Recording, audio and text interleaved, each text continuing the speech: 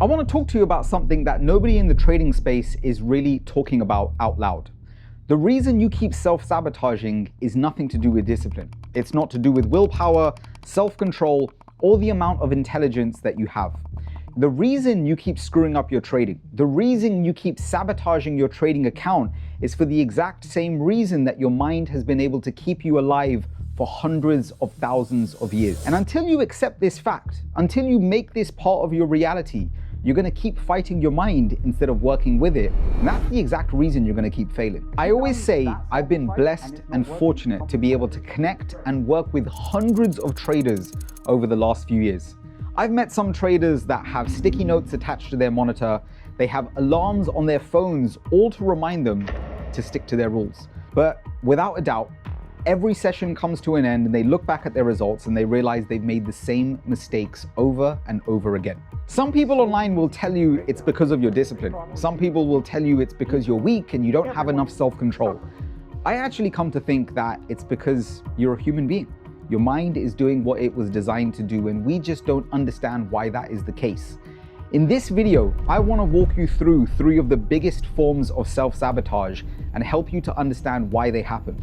Because once you can truly understand the root cause, you will understand the quickest and most linear path to actually start fixing it. This is the video for you if you're the type of trader that knows exactly what you should be doing. You have your plan and your rules written out, but you can't seem to be able to follow them.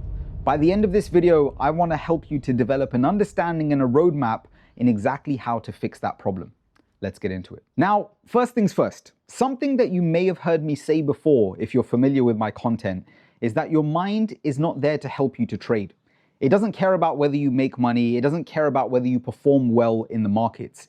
It's not designed to help you to perform. It's there to help you to survive. You see, the reality for each and every single one of us is your mind has evolved from a place that when it experiences uncertainty and danger, it has wired you to act. This is why when you experience danger, you move. This is why when you lose something, you find it. This is why when you break something, you try and fix it. This is instinctively hardwired into every single one of us, and it single-handedly explains why all of our bad habits seem to play out over and over again. Let's be real for a second. We're all here for the exact same reason. We all want an uncapped level of income. We want complete location freedom. We don't want a boss. We don't want clients. We want to be able to work on completely our own terms. And honestly, I don't actually think there's anything really wrong with that. I think if you're in this game for those reasons, it's very admirable. It's something that we should all be aspiring to, but it's also the exact reason as to why we generally struggle to find consistency in this game. You see, when you put trading on this pedestal and you connect it to everything in terms of your means of survival and freedom and living the true life that you really deserve, everything that moves you away from that idea feels like a threat. It feels like something that has to be fixed. Every time you take a loss, it feels like something's broken. Every time you experience a period of drawdown, it feels like something has to be changed to put you back on the right path. And this is what ultimately starts to create inconsistency in your approach. Now, just to be clear, the mind doesn't actually want you to suffer. It only reacts in the way that it does because it perceives these things as a threat and it's trying to fix it in the only way that it really knows how. This is what self-sabotage truly is. It's not a lack of discipline. It's not a lack of information. It's your mind trying to protect you. So let's actually start to unpack some of the main ways that self-sabotage truly shows up and what you can understand about them so that you can start doing something a little differently. The first form of self-sabotage that I want to unpack is overtrading. And it's overtrading specifically after a loss. If you've been here at some point in time, which, let's be honest, we're traders, every single one of us has taken a loss and felt the need to get back into the market, you will understand how natural that feels. You see, the moment you take a loss and your mind perceives that as a threat, your mind does everything it can to try and fix the problem, to try and make back the money that you've just lost. And this is why jumping back in despite not having a plan feels like the right thing to do in that very moment. In this situation, I try and explain to traders that the urge to revenge trade actually is very little to do with ego. It's not to do with greed. It's simply your mind trying to remove discomfort. The most ironic thing about this entire situation is the more urgently you feel the need to get into the market, the harder it is to actually make good decisions. When you need the market to do something for you, that's when you're most susceptible to being impulsive and reactive to what the market presents. The mental reframe that I want you to take on board is to understand that the urgency and need to get back into the market, specifically after a loss, is not a signal to act. Most people will unconsciously act on that like they're on autopilot, like they don't actually have control of their actions. The first thing you need to do is to recognize that the urgency exists. The moment you understand it's present, you need to then reframe it to understand it's not a signal to get back into the market, it's a signal to understand that you need to take a break away to process exactly what's happened. The most practical way to implement this reframe into part of your day-to-day approach to trading is first and foremost to actually risk an amount of money that you're comfortable in losing. If you say to yourself that your limitation for taking a loss before you experience pain is $100, risk less than that. If you're saying that limitation is $500, risk less than that. Because the guaranteed part of trading is that you're gonna lose money at some point in time. And the best thing that you could do is position yourself in a state where that loss doesn't mean that much to you. When you take away the pain from that experience, then you can move on to the second stage of making this practical, which is actually understanding and interpreting what you feel as a signal to take a break. A signal to take a moment in time to step away and accept the situation for what it is and not what you wish that it could be. This breakaway is not about giving you time to reassess the market conditions so that you can simply jump back in and make your money back as quickly as possible. When you're in this state, the first form of capital that you need to regain is not the financial one, it's the mental one. When you're in a mental state of drawdown, that's going to impact every decision that you make after that, and that's the first thing you need to prioritize recouping before you start making decisions again. The second very common form of self-sabotage is when you break your rules at the moment where it counts most. This is kind of counterintuitive for a lot of people because it tends to happen when the stakes are high, everything seems to be aligned, and you simply need to act in alignment with the plan that you have documented from many trades before that. I find that most traders think that when the perfect opportunity arises, all stars align, and every criteria is ticked, they would think it's easy to have the conviction to do the things that they need to. But I find this is actually backwards.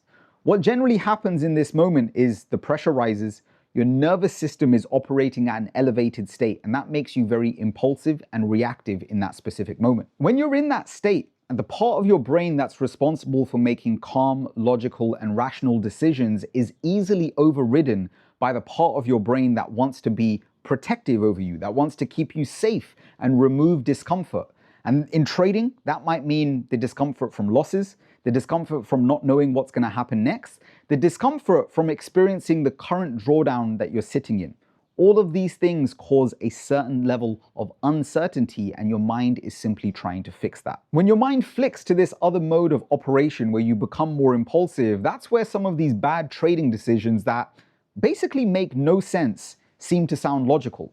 Doubling down on losses, removing your stop loss, overtrading, revenge trading, doing basically anything and everything that is outside of the alignment of the plan that you have set out. It all seems to make sense in that moment, but it's something that you later regret once you look back on your performance. And I hope we're all in agreement when I say this. None of those things are good trading decisions, but the only reason that your mind makes them seem logical in the moment is because they seem more appealing than the discomfort that you're currently feeling from what you've been experiencing in the market. Now, one of the best ways to practically fix this is to make sure that you have a high level of mental capital before you even step up to the charts. This is where I think that most people actually start to go wrong. They step up to the charts having had an argument with their partner, having a disagreement with their kids, being stressed out from their job or their business, and they're not really in the right state of mind to be making decisions about money. This is why you'll often hear me say that a pre-market routine to get yourself in the right headspace is one of the best things that you can do, especially if you're somebody that's suffering from some of these bad habits. That pre-trade routine is going to look different for everyone. I've seen a variety of different things work for a variety of different people. Checking over your trade plan, journaling, meditating, breath work, cold showers, exercising. The best advice that I could possibly give you is to start by opening your mind. Try something that you haven't been used to doing before and see if it actually gets you feeling in a more positive state. See if it actually starts to clear your mind. Once you get that positive ROI, implement it as part of your routine and make it a mandatory thing that you need to do before you actually step onto the charts. Now, the last form of self-sabotage is actually a funny one. It's not spoken about that often, but it's where you sabotage yourself when you actually start winning.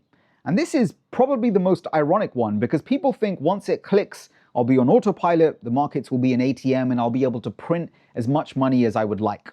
I can't tell you the amount of conversations that I've had with traders that have passed an evaluation and then blown it before their payout. They've got close to a goal that they've been working on for months, and then they slip up right before the finish line.